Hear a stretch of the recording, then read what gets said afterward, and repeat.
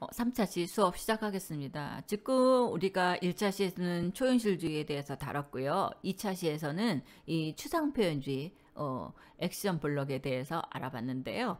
이 3차 시에서는 이 추상표현주의 화가들이 굉장히 다양하게 많이 있습니다. 그래서 이 아셸 고르키, 그 다음에 얼렘드 쿠닝, 플란츠 클라인, 한스 호프만 요 네 사람에 대해서 알아보는 시간을 가져보려고 합니다. 우리 앞 시간에도 얘기한 것처럼 이 1940년대 말에서 1950년대 미국의 해외 사상에서 아주 가장 중요한 영향을 받았던 해화의 한 양식이 이 추상표현주의의 하나라고 볼 수 있겠죠. 추상표현주의에는 이런 간딘스키 초기 작품도 있고요. 또 이거 형식적으로는 뭐 여러 가지 표현주의라는 의미를 갖기도 합니다. 그리고 뉴요커 기자회에서 일반화된 그 플록 드퀴닝 작품이 있었고요. 그 다음에 비평가 로젠버그는 이런 액션 페인팅이라는 이런 그 용어를 대신 사용하기도 합니다. 예. 추상표현주의는 해화에 있어서 이런 모의식성을 강조한 이런 초현실주의의 자동기술법에 특히 강한 영향을 받고요. 이런 거대한 화면, 전면, 균질 해화 이런 것들을 강조합니다. 유럽의 앵포르엘과 유사하기도 하고요. 자연을 재현하지 않고 예술가의 그런 주관적 감정이나 본능적 욕구를 자유롭게 표현했다고 볼 수 있습니다. 이 미술계의 중심이 이동을 하죠. 유럽에서 미국으로. 이 전시에 참가한 화가들이 발전하는 모습과 이들이 대중과 싸우고 또 그보다 더 오랫동안 자기 자신과 싸우면서 고생하는 것을 보아왔고요. 드디어 어떻게 한다? 오늘날 이들의 승리를 커다란 이런 흥분과 뭐예요? 자부심을 가지고 지켜보게 되죠. 미국인들은 이제 어떻게 보면 이게 큰 뭐라 그럴까요? 어떻게 보면 미국을 굉장히 부자 뭐라 그래나 미국이 굉장히 발전하는 시기 같기도 해요. 그래서 이렇게 유럽에서 미국으로 이제 망명들도 많이 하고 뭐 이런 여러 가지 굉장히 유명한 화가들이 많이 나옵니다. 그래서 미국이 발전을 하게 되죠. 그래서 미술계의 중심이 유럽에서 미국으로 간다. 그렇게 이해를 하시면 됩니다. 첫 번째 아실 고르키예요. 이 사람도 자동기술법을 합니다.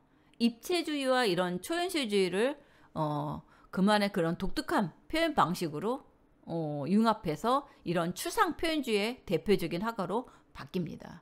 그래서 입체주의와 초현실주의 요소들을 가지고 독특한 기법으로 가지고서 그림을 그린다고 볼 수 있습니다. 그래서 초현실주의에서 자유로운 추상 표현주의로 넘어가는 과도기의 작품 경향들을 볼 수 있습니다. 이게 대표적인 작품의 하나라고 볼 수 있고요. 이거는 이제 본인과 어머니를 이렇게 그림으로 그렸습니다. 이게 이제 고르키 작품이에요.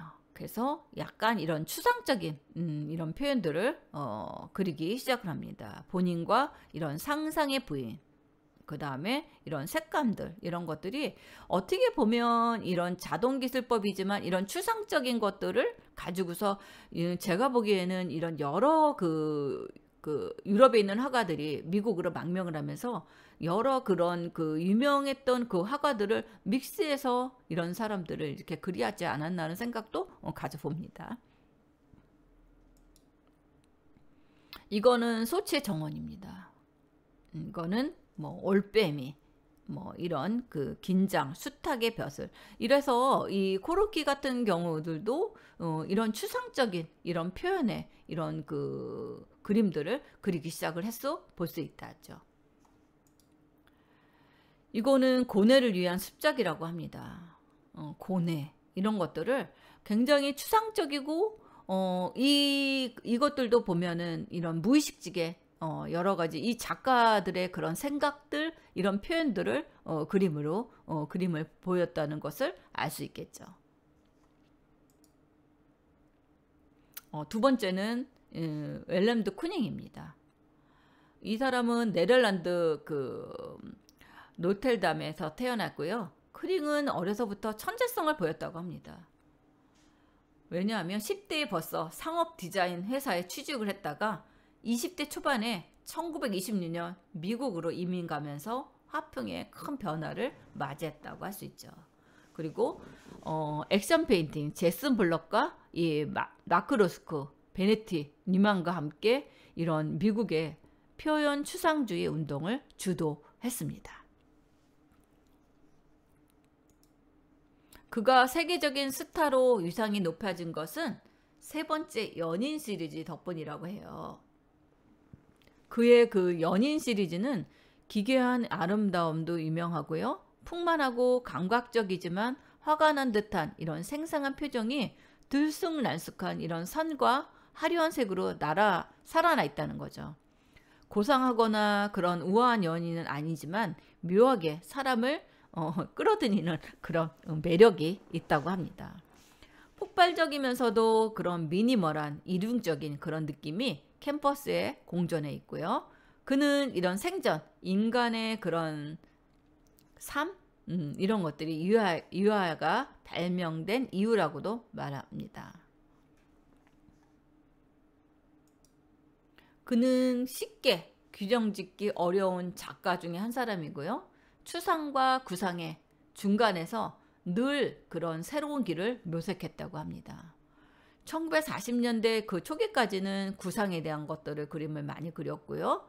그 다음에 1948년에서 49년에는 흑백 추상, 또 50년대에는 도시 추상, 60년대에는 다시 구상으로 접어들었다고 합니다.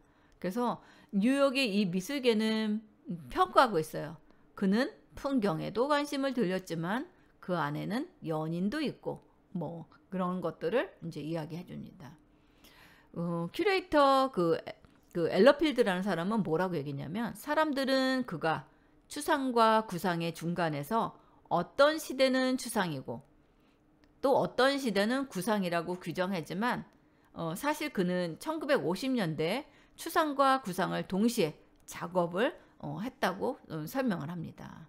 그러니까 추상적인 그림들도 있고 구상적인 것들도 있지만 추상과 구상을 같이 접해서 그림을 그렸다고 볼 수 있다고 할 수 있겠죠. 그리고 이 쿠닝은요, 두쿠닝이라고 얘기할게요. 두쿠닝은 이 피카소, 앙리 그 마티스에는 못 미쳤대요. 그렇지만 이 잭슨 블럭과 어깨를 나란히 할 정도로 20세기를 대표하는 미국 작가로는 아주 유명한 사람이라고 했습니다.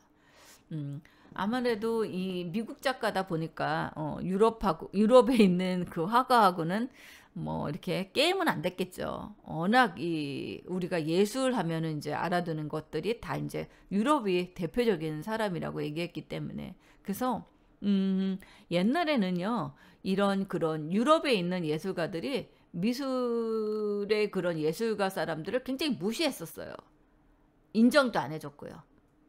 그런데 지금 이런 그 전쟁이라는 것들을 통해서 이 전쟁을 가졌잖아요, 우리가. 그래서 이런 전쟁을 통했기 때문에 그런 유럽에 있는 그런 유명한 그런 예술가들이 미국으로 오면서 그런 여파들이 이 미국에 있는 작가들이 많이 그 도움이 된 거죠.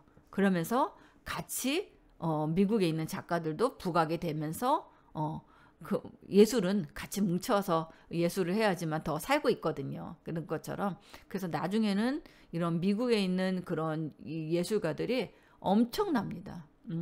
엄청난 그런 화가가 되는 것을 볼 수 있겠죠. 예.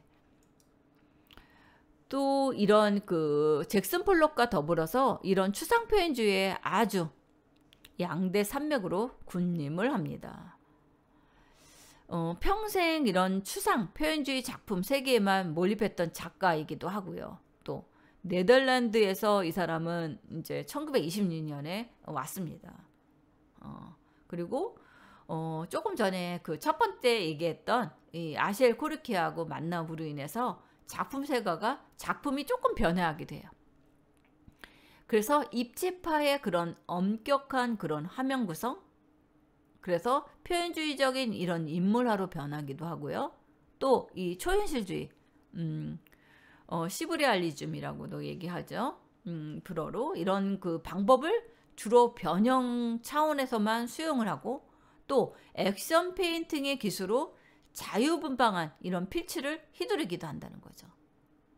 또 1950년대에는 이런 인체 표현에 지속적인 관심을 해서 이 여성에 대한 이런 시리즈, 이런 것들을 많이 그리는 것을 알 수 있습니다.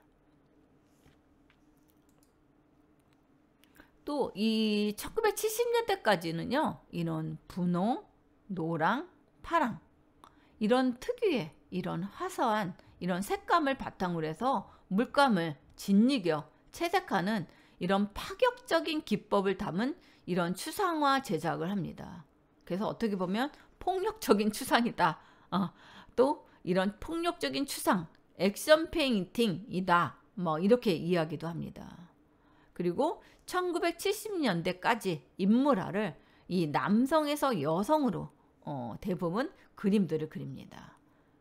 그리고 1980년대 이런 그 시적이고 여유로운 이런 추상 작품, 물결 모양의 유연한 분놀림으로 화면의 투명성, 개방성 이런 것들도 많이 부여해서 그림을 그리기도 합니다. 그래서 이 작품들을 보면 어떤 거는 목탄, 에나멜, 뭐 이런 유체, 뭐 다양한 그런 기법들도 사용을 해서 하고요. 이런 그 핑크, 분홍색, 노랑, 파랑 이런 것들을 같이 이런 그 목탄하고 이런 컬러를 같이 섞어가면서 그림을 이렇게 화사한 색감들도 같이 병행을 해서 파격적인 이런 추상화 작품을 나오기도 합니다. 이게 이제 연인이에요. 대부분 이 드쿠닝은 여성들의 그 그림들을 많이 그립니다. 그래서 이것도 이 판지에 유체와 오려낸 종이, 종이를 접합을 시켜서 이런 그림들을 그립니다. 다 여성을 상징적으로 해서 이렇게 그립니다. 이거는 목탄하고 에나멜과 유화를 해서 여인에 대한 그 시리즈들을 굉장히 많이 그립니다.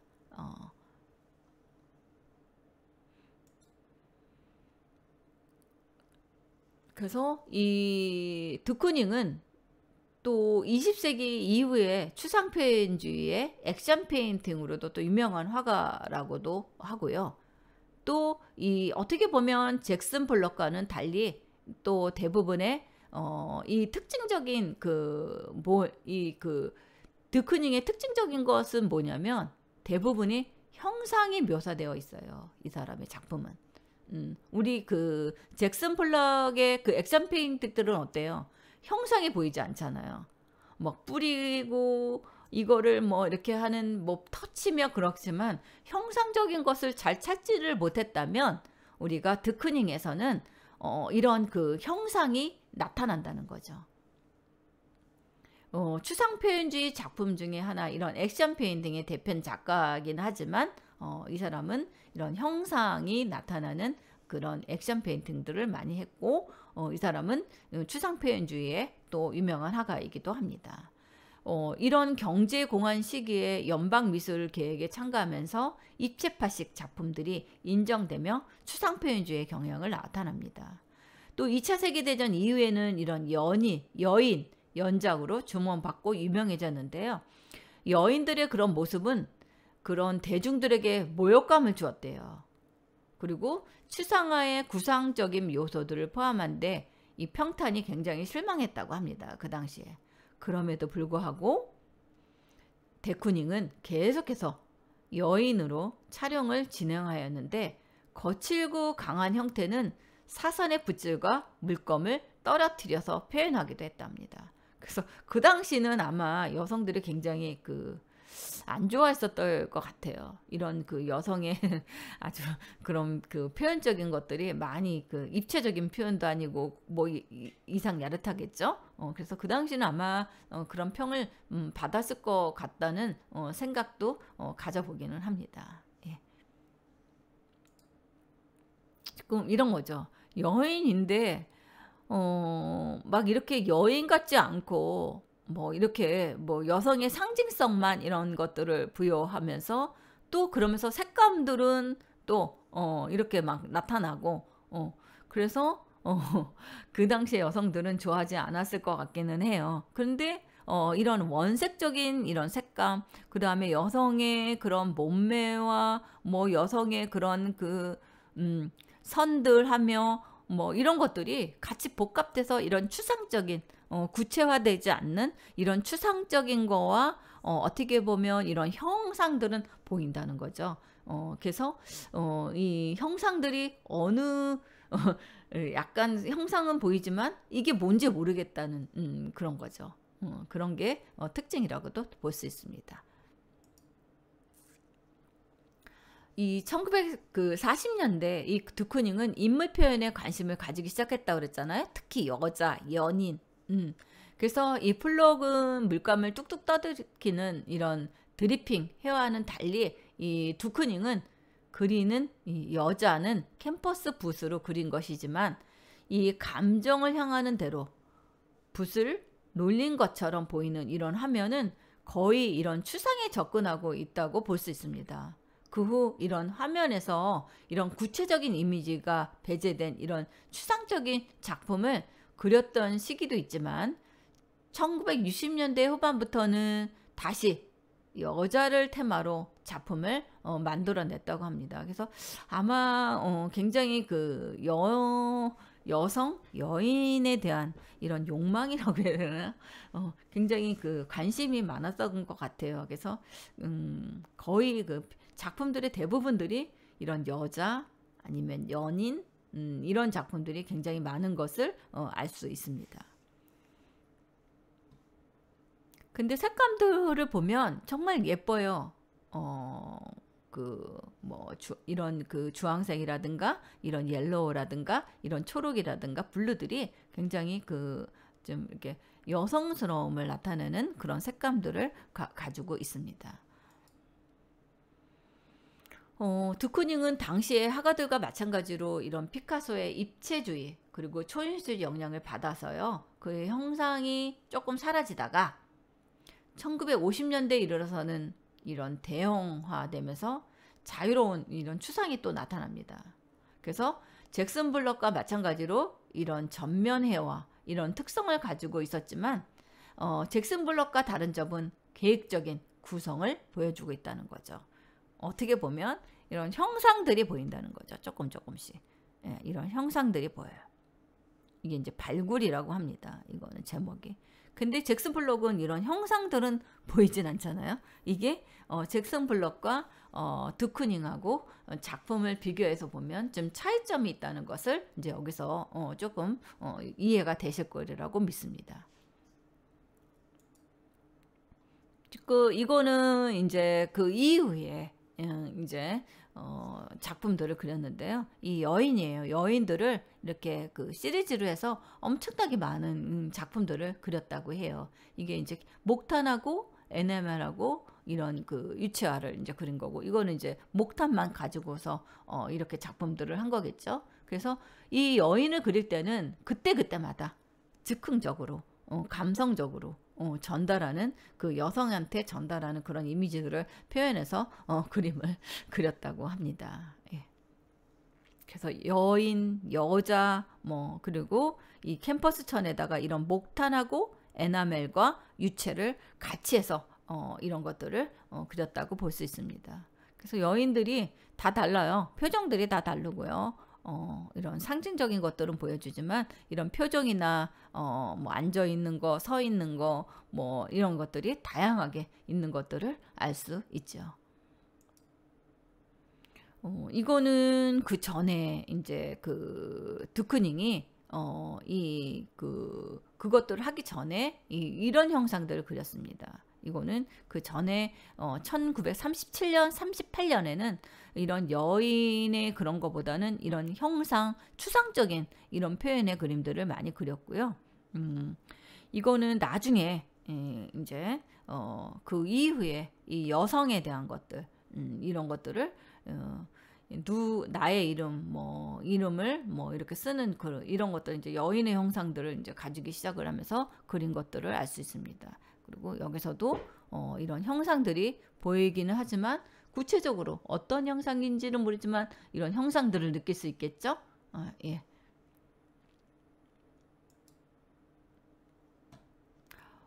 이것도 이런 그 형상들이 느껴지지만 이런 그 추상적인 이런 표현들을 많이 하는 것을 알 수 있습니다. 이것들도 이런 이미지들 것들이 있고 여기도 마찬가지예요.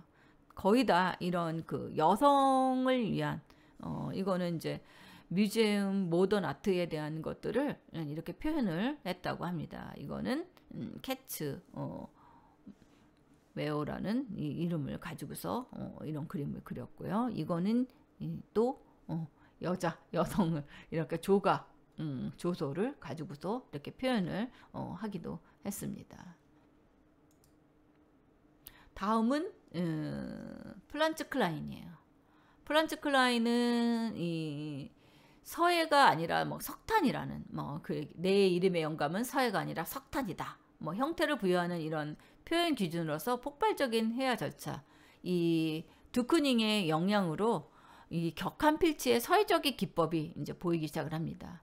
자신의 이런 스케치가 한 등기 확대되어서 벽에 비춰진 모습을 보고 추상화가로도 전형을 합니다. 그래서 단순하고 하얀 이런 벽면 위에 비치는 거대한 이런 검은 붓자국의 힘에 압도되기도 하고요. 에나멜의 이런 검은색 막대선 그림들도 있고요. 그림이 완성되었는가 아닌가 이런 중요한 관건은 이런 화가의 감정이 잘 드러나 있다가 달려 있다고 볼 수 있습니다. 이런 작품들입니다. 대부분 이런 목탄의 그 약간 그 드쿠닝의 이런 기법들, 목탄이잖아요. 이런 기법들로 가지고서 이런 오일의 캔버스에다가 이런 무채색으로 이런 대형의 그림들을 그린 게 이 프란츠 클라인의 작품이라고도 알 수 있습니다. 자신의 스케치가 이 환등기에 확대되어서 벽에 비치는 모습을 보고 큰 감명을 받아서 추상화가 되었다고 합니다. 그는 단순하고 하얀 벽면 위에 비춰지는 거대한 검은 붓자국의 힘에 압도되고 거대한 그 흰 합폭의 가정용 이런 페인트 붓을 이용해서 이런 검정 막대선들을 그리기 시작을 한다는 거죠. 이렇게 이 거대한 선 형태들이 기차나 빌딩의 철골 굴조 같은 그런 공업 형태로 착상한다는 것을 말해줍니다. 그림이 되었는가 안 되가는 조금 전에 제가 얘기한 것처럼 달려 있다는 거잖아요. 이런 것처럼 이렇게 그림을 그립니다. 이게 유니티도 그래가지고 이런 그림 그리고요.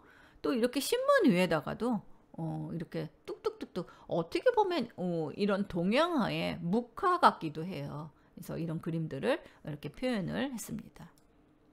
이것도 이런 페인팅에 이런 그 한국에서 이런 모 기업의 회장의 소작품이 이렇게 가지고 있대. 이 사람 작품을요. 이 프란츠 클라인의 작품을 이렇게 샀어요. 보관했다고 합니다. 이게 이것도 지금 보면 1958년에는 이런 그 색감들도 조금 넣어서 근데 이런 블랙에 이런 추상적인 거는 항상 들어간다는 거. 그래서 이런 것들이 들어갑니다. 다음은 한스 호프만이에요. 한스 호프만은 강렬한 색채의 사용, 역량이 있는 이런 미술교육자, 학구적인 화가입니다. 나는 즉석에서 그림을 그린다. 학생들을 가릴 때는 성과 형태, 색채에 대해 일일이 설명해야 된다. 한스 호프만은 미술학교를 설립해서 추상회화의 발전에 공헌을 했고요. 잭슨 블록은 그에게서 절대적인 영향을 받습니다. 화면에 물감을 붓는 기법을 최초로 실험한 화가입니다. 예. 어떻게 보면 이런 그 기법들이 좀 이렇게 그 당시 인상주의 학파 뭐 점점점점 이런 전묘법 이런 화가에 바쁘기도 하고요. 이게 이제 이런 사랑의 정원이다 하는 것들을 이렇게 색감으로 이렇게 보여주고 있습니다.